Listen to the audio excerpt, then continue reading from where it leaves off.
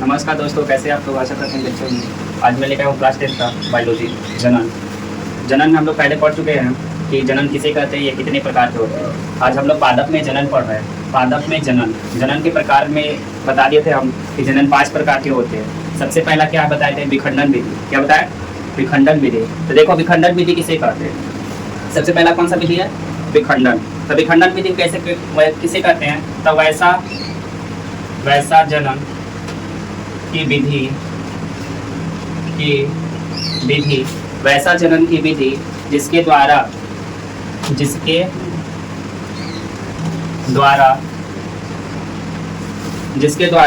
किसी एक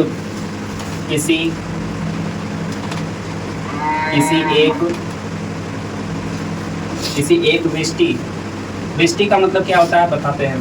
वृष्टि से खंडित होकर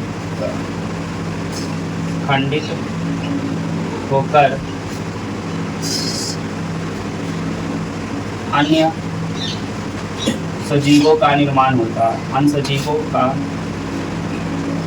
निर्माण होता है, उसे विखंडन विधि कहते हैं। कौन सा विधि कहते हैं? विखंडन विधि कहते हैं। जैसे में क्या है? जैसे में आपका हो गया पैरामेसियम, जीवाणु, पैरामेसियम इत्यादि।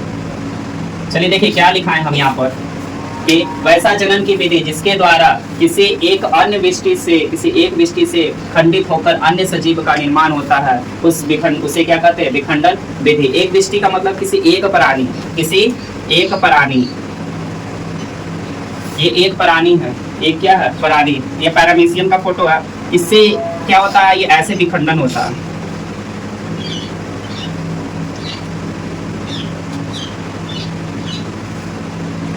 ऐसे क्या होता है? ये टूटता। इधर देखो, ये पैरामेशियम का फोटो है। ये पैरामेशियम क्या होता है? ऐसे आकर के आगे जाके टूट जाता है, 2 भाग में बंटता है और ये क्या हो जाता है? कट जाता है। क्या हो जाता है? कट जाता है। तो एक भाग ये हो गया, एक जीव ये हो गया, एक जीव ये हो गया। ये ऐसा ही क्या कहता है? जीवाणु, पैरामेशियम, इसके अलावा भी बहुत सारे जीव है जो विखंडन विधि से क्या होता है? अलग होती है और नए नए जीव का क्या करते हैं? निर्माण करते हैं। आया समझ में? विखंडन विधि किसे कहते हैं? तो किसी एक शरीर से अलग अलग भाग में हो जाए उसे क्या कहेंगे? विखंडन विधि। उसे क्या कहेंगे? विखंडन विधि। चलिए अगला है बहुखंडन। अगला क्या है? दूसरा में क्या लिखाए थे? बहुखंडन विधि। बहुखंडन। देखो इसमें भी इसका भी परिभाषा सेम है। इसमें कितने भागों में बट रहा है? 2 भाग में। कितने भागों में? 2 भाग में। अब इसमें कितना बटेगा? अनेक भागों में बटेगा। इसमें कितना बटेगा?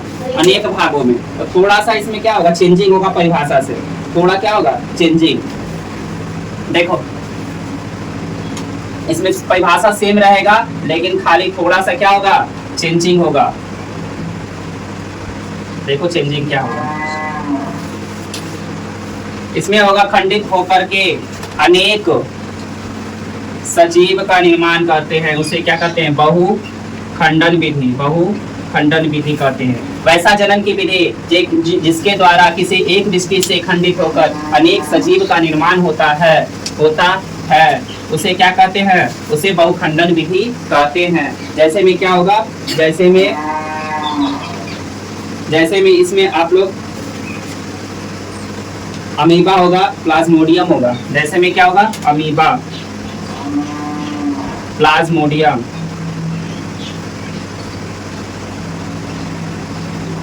अमीबा तथा प्लाज्मोडियम इत्यादि की चीज। देखिए ये क्वेश्चन बार पूछता है एग्जांपल में। ऑब्जेक्टिव टाइप क्वेश्चन कैसे पूछेगा? ऑब्जेक्टिव टाइप क्वेश्चन पूछेगा कि अमीबा में कैसा जनन की विधि होती है, तो क्या बताएंगे? बहुखंडन जनन की विधि होती है। पूछेगा प्लाज्मोडियम में कैसे जनन की विधि होती है, क्या बताएंगे? बहुखंडन जनन की विधि होती है। द्विखंडन और बहुखंडन में एक ही अंतर है। द्विखंडन में क्या होता है? विखंडन में क्या होता है? सिर्फ अलग होता है, 1 से 2 जीव का निर्माण होता है। लेकिन बहुखंडन में क्या होता है? अनेक जीवों का निर्माण होता है, अनेक सजीवों का निर्माण होता है। इसको क्या कहते हैं? बहुखंडन विधि कहते हैं। बहुखंडन विधि। अगला क्या लिखा है? मुकुलन। चलिए अगला जनन की विधि है मुकुलन जनन की विधि। देखो मुकुलन जनन की विधि क्या है? जल्दी से नोट कीजिए इसको।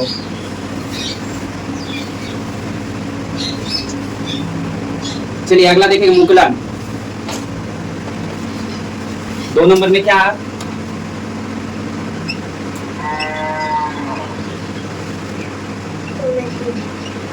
मुकुलन विधि। कौन सा विधि? मुकुलन विधि। चलिए मिटाते हैं, मिटा दे।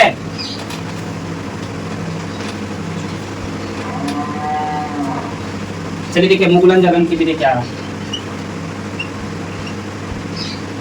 मुकुलन तो इस ऐसा ये मुकुलन ऐसा विधि है जिसमें क्या होता है, जीवों के शरीर से कलिका का निर्माण होता है। किसका निर्माण? कलिका। कलिका का मतलब क्या होता है? जैसे पेड़ देखिए, पेड़ में क्या होता है? टहनी होता है। टहनी फेंकता है ना पेड़ में क्या फेंकता है? टहनी। तो उसी प्रकार के जीवों में भी क्या होता है? सजीवों में भी कलिका। जैसे बोलते हैं कि कोई आम का पेड़ है तो कहते हैं कलमी आम लाए। कलमी का मतलब ही क्या हुआ? कानी। इसका मतलब है टहनी। टहनी को काट करके उसमें से जड़ को क्या किया जाता है? निकाला जाता है और फिर उसको रोपा जाता है, तो वो पेड़ से ज्यादा फल देता है वो। तो मुकुलन वही विधि है। तो मुकुलन एक प्रकार का, या वैसे लिखेंगे वैसा अलैंगिक जनन, अलैंगिक, वैसा अलैंगिक जनन जिसमें ये कौन सी जनन की विधि पढ़ा रहे हैं? लैंगिक या अलैंगिक? अलैंगिक। अलैंगिक का 5 प्रकार होता है, हम लिखाए हैं। ये अलैंगिक जनन की विधि चल रही है, तो उसमें सब दूसरा भाग में क्या पढ़ा है? मुकुलन। तो वैसा अलैंगिक जनन की विधि जिसमें जनक के शरीर से, जिसमें किसके शरीर से? जनक के शरीर से कलिका का, कलिका का, कलिका का फूटने, फूटने या प्रबंधन, प्रवध निकालने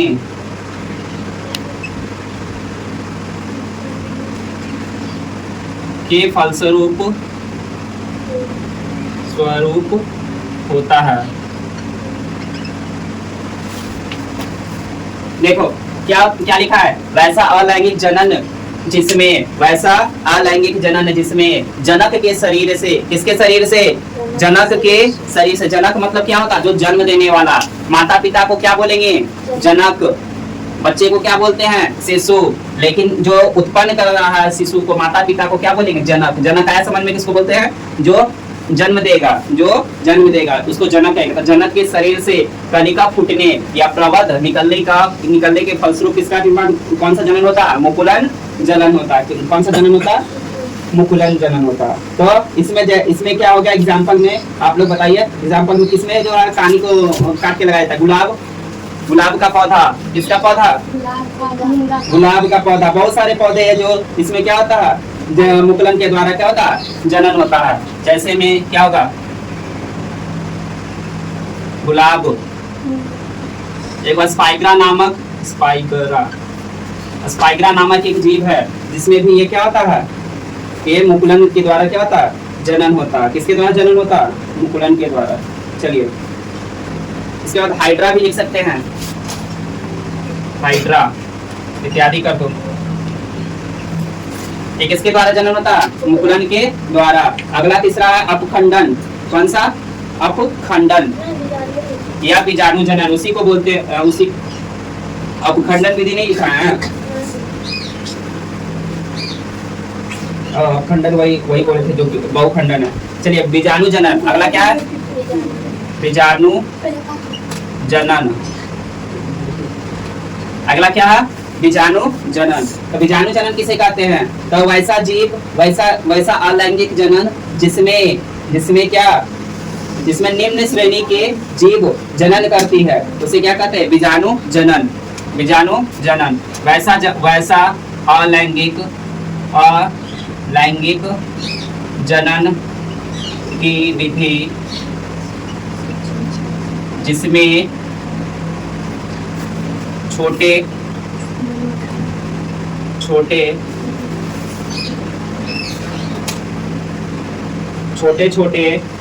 जीवों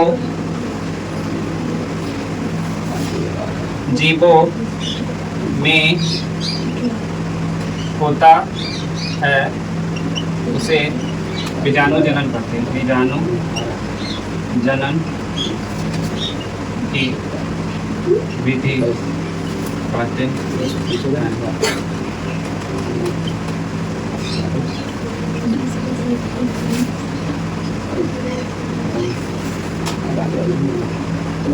चलिए देखिए, वैसा लैंगिक जनन की विधि जिसमें छोटे छोटे जीव में जनन होता है। में एक चीज छूट गया यहाँ पर, में जनन, जनन ऐड करना, ठीक है। ऐसा एरो देकर, अगर जगह नहीं है तो एरो देकर के जनन देना। जनन होता है उसे क्या कहते हैं? बीजाणु जनन विधि। बीजाणु जनन क्या कहते हैं? बीजाणु जनन की विधि कहते हैं। जैसे में शैवाल है, कवक है। शैवाल देखा है सब कोई? शैवाल कैसा होता है? शैवाल जो काई लग जाता है, घर में नहीं लग जाता बरसात में काई, उसी को क्या कहते हैं? शैवाल। उसी को क्या कहते हैं? शैवाल कहते हैं। चलिए नोट कीजिए, अगला विधि आ रहा है क्या? कायिक प्रबंधन। कायिक प्रबंधन, चलिए जल्दी से कीजिए। चलिए अगला क्वेश्चन है कायिक प्रबंधन। अगला टाइप क्या है? कायिक प्रबंधन। चलिए देखिए, कायिक प्रबंधन देखिए, इसमें क्या होता है? पौधे में कायिक प्रबंधन यानी जनन की वह प्रक्रिया जिसमें पादप के शरीर से, किसके शरीर से? या मनुष्य के। पादप और जीव किसे कहते हैं? दोनों अलग अलग है कि एक ही है? अलग अलग है। पादप का मतलब पेड़ पौधा, और जीव का मतलब जीव जंतु। जितना भी हो गया जीव जंतु हो गया जीव में, और पादप का मतलब क्या हो गया? पेड़ पौधा। तो जनन की वह विधि जिसमें पादप के शरीर से कोई भाग, जड़, तना, पत्ती के द्वारा जनन होता है, वह तो ऐसा जनन को क्या कहते हैं? कायिक प्रबंधन। चलिए बताइए, जड़ से कौन सा ऐसा पौधा जो जड़ से क्या करता है? पौधा को उत्पन्न करता है, अलग पौधा को उत्पन्न करता है। जड़, किसका जड़ लगता है? बताइए, कौन सा ऐसा पौधा जो जड़ से होता है? कौन सा ऐसा पौधा है जिसका जो जड़ से होता है? नहीं, वो तो बीज से होता है। जड़ से किसका होता है? जड़ लगता है। बांस देखिए, बांस का क्या लगाते हैं हम लोग? जड़ लगाते हैं। बांस में क्या होता है? बांस का जो पौधा होता है उसका क्या लगता है? बांस में जड़ लगता है। केला का क्या लगता है? केला का भी जड़ लगता है। और क्या लगता है? और किसमें होता है? चलिए जड़ का तो हो गया। अब बताइए तना का बहुत सारे एग्जाम्पल है। जो तना रोपाता है, तना, शकरकंद। चलिए ठीक है, शकरकंद क्या होता है? तना रोपाता है। और क्या है? गुलाब में क्या रोपाता है? तना रोपते हैं। और क्या? और बताइए। बस। आलू का क्या रोपते हैं? तना। आलू का क्या रोपते हैं? तना। जो आलू है किसका रूपांतरित भाग है? तना का। आलू जो हम लोग खाते क्या खाते? जड़ खाते कि तना खाते हैं? तना खाते हैं। आलू का रूपांतरित भाग किसका रूपांतरित भाग है? तना का। चलिए उसके बाद और तना से एग्जाम्पल बताइए। और बताइए, तना का में बहुत सारा है। जितना भी कलमी जो हम लोग बोलते हैं, कलमी, आमला है, अमरूद है, सब किसका भाग होता है? तना का ही भाग होता है। और बताइए, तना में शकरकंद हो गया, आलू हो गया। चलिए और किसका हम लोग तना रोपते हैं? बताइए। नहीं पता है। अंगूर का क्या रोपते हैं? अंगूर का भी तना रोपाता है। अंगूर का भी क्या रोपाता है? तना। चलिए तना से भी हो गया। पत्ती से बताइए। ये भी आई है पत्ती वाला। एक ही ऐसा पौधा जो पत्ती से जन्म ले लेता है। नहीं, वो जो मुनगा बोल रही वो भी तना रोपाता है। क्या रोपाता है? तना। चलिए, पत्ती का बायोफ्रीलम, क्या नाम है? बायोफ्रीलम का पत्ती, याद रखेंगे। बायोफ्रीलम का पत्ती जो है वो नए पौधे, अगर वो पत्ती गिर गया जमीन में और उस पर मट्टी अगर चढ़ गया, उसी से क्या हो जाएगा? नया पौधा ये उत्पन्न कर लेता है। तो पत्ती वाला भी आई है, याद रखिएगा। पूछेगा कि बायोफ्रीलम में कैसा जनन होता है? तो पत्ती से जनन होता है। या तो क्वेश्चन ऐसा पूछेगा कि कौन सा ऐसा पौधा है जिसका जनन पत्ती के द्वारा होता है? तो क्या बोलेंगे? बायोफ्रीलम। बायोफ्रीलम। मुगलन कायिक प्रबंधन लिखा है। चलिए लिखिए, कायिक प्रबंधन किसे कहते हैं? तो वैसा जनन की विधि, लिखते जाइए। वैसा जनन की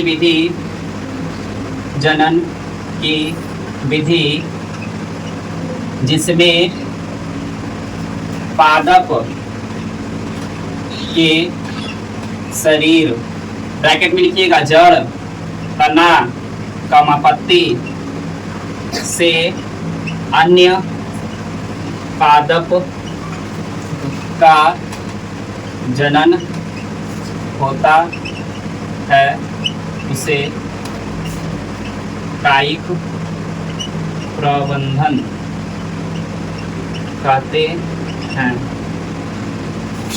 उसे क्या कहते हैं, कायिक प्रबंधन। चलिए सबसे हम दो दो एग्जांपल दिखा दे रहे हैं, ठीक है, याद रखिएगा। चलिए सबसे पहले है जड़। सबसे पहले क्या है, जड़। जड़ से क्या बोले हैं, बांस। जड़ से बांस, केला। चलिए इसके बाद है तना। तना से क्या होगा, गुलाब। क्या होगा, अंगूर, शकरकंद। चलिए पत्ती से क्या होगा, बायोफ्रिलम। बायोफ्रिलम।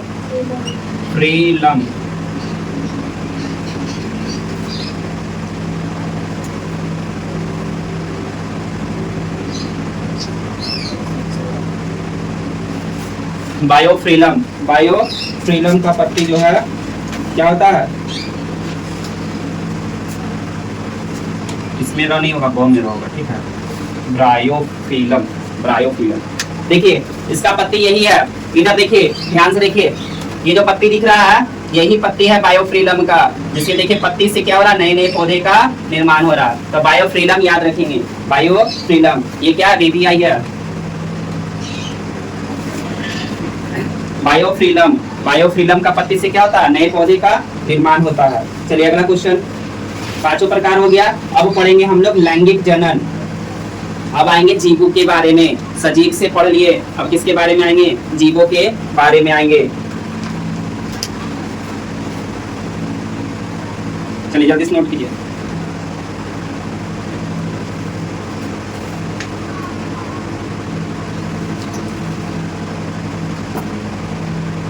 चलिए अगला हेडिंग दीजिएगा लैंगिक जनन, कॉपी के बीच में हेडिंग दीजिएगा लैंगिक जनन।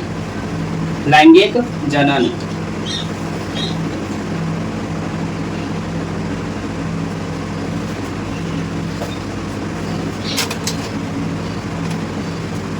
ये पौधे का बारे में पढ़ रहे थे, पादप के बारे में, पादप में कैसा जनन होता है, अलैंगिक जनन होता है। अब क्या पढ़ेंगे, लैंगिक जनन पढ़ेंगे। तो लैंगिक जनन किसे कहते हैं, बताओ रे, लैंगिक जनन किसे कहते हैं, वैसा जनन की विधि जिसमें दो जीव एक नर और एक मादा भाग लेते हैं, उसे क्या कहते हैं, लैंगिक जनन कहते हैं। लैंगिक जनन किसे कहते हैं, दिखाओ परिभाषा।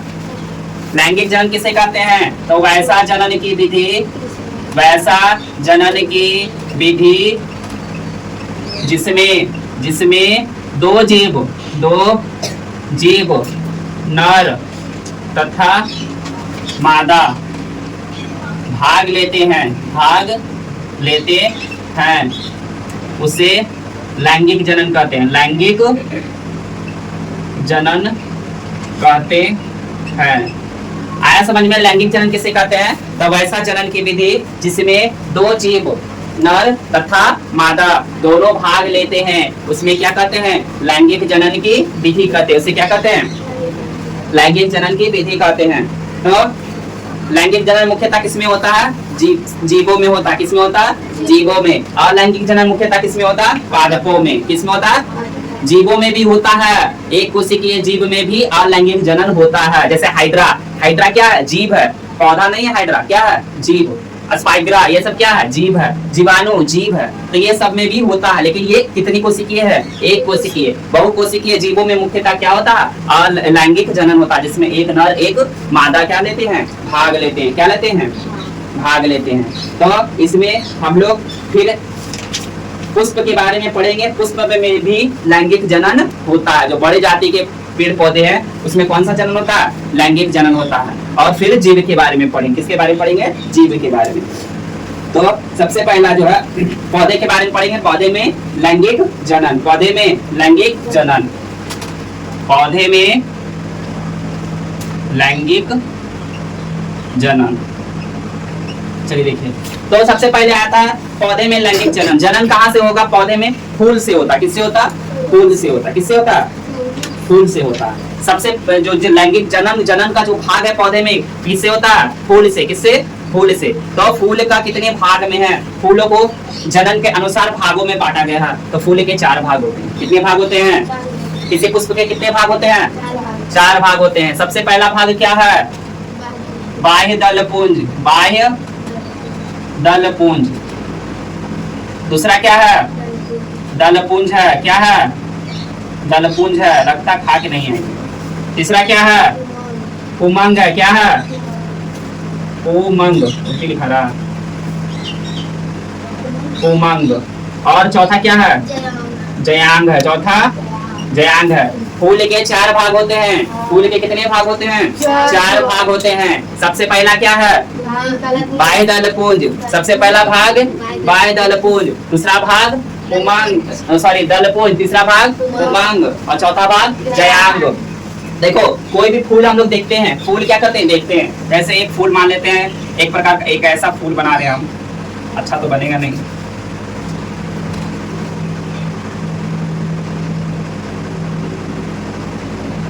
मान लेते हो ये फूल है। क्या ये फूल है? ये इसका पत्ती है। क्या है? ये पत्ती है। तो ये फूल मान लेते हैं। तो ये जो पत्ती है, जो बाहर वाला जो पत्ती रहता है वो क्या होता है? बाहर वाला पत्ती को बोलते हैं बाह्य दलपुंज। बाहर वाला पत्ती को क्या कहते हैं? बाह्य दलपुंज। और जो फूल का पत्ती रहता है, जो फूल का, जैसे गुलाब का फूल देख रहे हैं, तो गुलाब का फूल में पहले हरा वाला भाग होता है। हरा वाला भाग क्या होता है? बाह्य दलपुंज होता है। उसके बाद जो गुलाब का लाल लाल पंखुड़ी होता है वो क्या होता है? दलपुंज होता है। क्या होता है? दलपुंज होता है।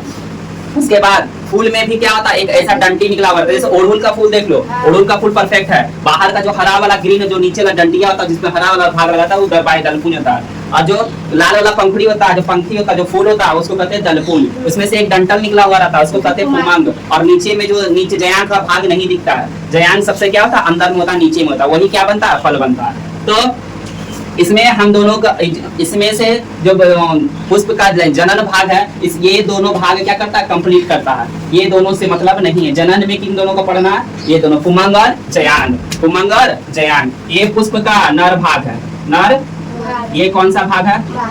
मादा भाग। याद रखेंगे VBI है। पुष्प का नर जनन भाग कौन है? पुमंग। कौन है? और पुष्प का मादा जनन भाग कौन है? जयांग। याद रहेगा। पुष्प का नर जनन भाग कौन है? उमंग। और मादा जनन भाग कौन है? जयांग। याद रहेगा। चलिए क्या है क्वेश्चन, कैसे बनाएंगे? पुष्प के कितने भाग हैं? पुष्प के कितने भाग हैं? चलिए क्वेश्चन बनाइए।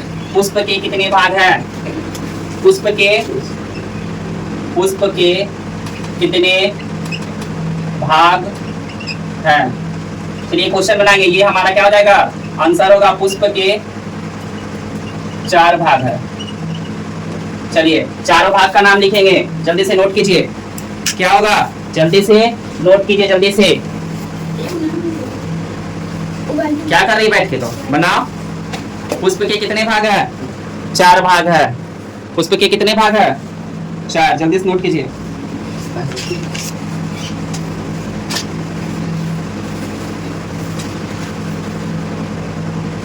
जल्दी से नोट कीजिए।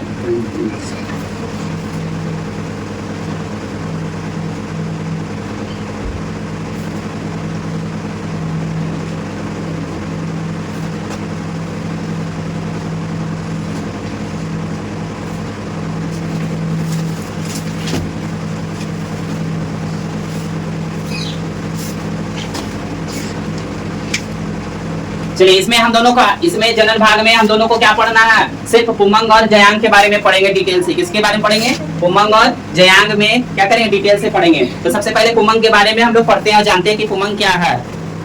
पुमंग के बारे में क्या करेंगे? हम लोग पढ़ेंगे सबसे पहले कि पुमंग क्या है। चलिए क्वेश्चन बनाइएगा। पुमंग किसे कहते हैं? या पुमंग क्या है?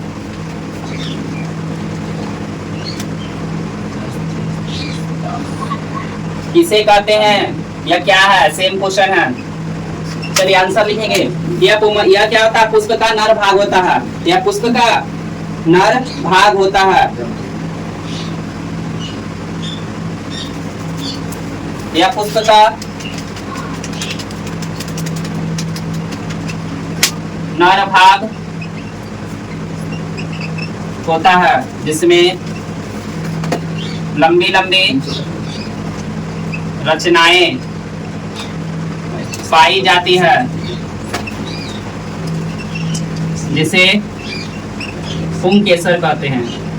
पुंकेसर रहते हैं। चलो क्या लिखा है, यह पुष्पका नर्चन भाग है, इसमें लंबी लंबी क्या पाई जाती है, रचनाएं पाई जाती है। इसे क्या कहते हैं, पुंकेसर। केसर पगला लो की लिखो, पुमंग किसे कहते हैं, अब आंसर में लिखा पुंकेसर।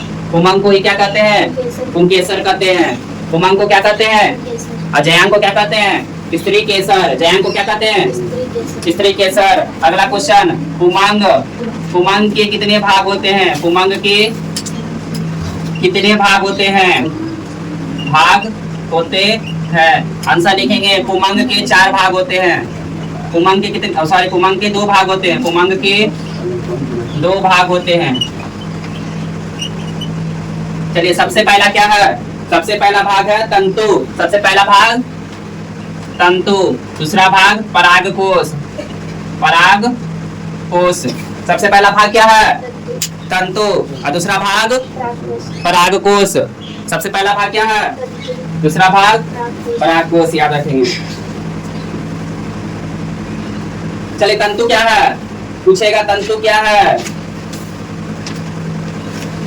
तंतु देखो क्या है, जो ओडुल का फूल में लंबा सा जो डंटिया रहता है, लंबा सा क्या निकला हुआ रहता है, डंटिया, उसको क्या कहते हैं, तंतु। जो लंबा सा डंटा निकला हुआ रहता है ऐसे करके, वो क्या होता है, तंतु होता है। क्या होता है, तंतु। ये फूल में ऐसे करके एक क्या निकला हुआ रहता है, ये ऐसे करके जो डंटी निकला रहता है फूल में, ये जो डंटी निकला हुआ रहता है फूल में, इसको क्या कहते हैं, तंतु। और इसको क्या कहते हैं, परागकोश। इसको क्या कहते हैं, परागकोश। डंटी के ऊपर छोटा छोटा दाना निकला रहता है, इसको क्या कहते हैं, परागकोश। परागकोश में क्या रहता है, परागन। परागकोश में क्या रहता है, परागन रहता है। ये सब लिखाने वाली बात नहीं, समझो। तंतु किसे कहते हैं, फूल का जो लंबा सा भाग होता है, डंटा सा जो भाग होता है, उसको क्या कहते हैं, तंतु। और जो तंतु के ऊपर दाने दाने सी रचना रहता है, उसको कहते हैं परागकोश। क्या कहते हैं, परागकोश। और इस परागकोश में क्या भरा हुआ रहता है, परागन, परागकण भरा हुआ रहता है। क्या भरा हुआ रहता है, परागकण भरा हुआ था। नोट में लिखिए, नोट में क्या लिखेंगे, नोट में परागकण कहाँ रहते हैं, परागकण परागकोश में रहते हैं, परागकोश में रहते हैं। नोट में लिखिए, परागकण किस में रहते हैं, परागकोश में रहते हैं। किस में रहते हैं, परागकोश में रहते हैं।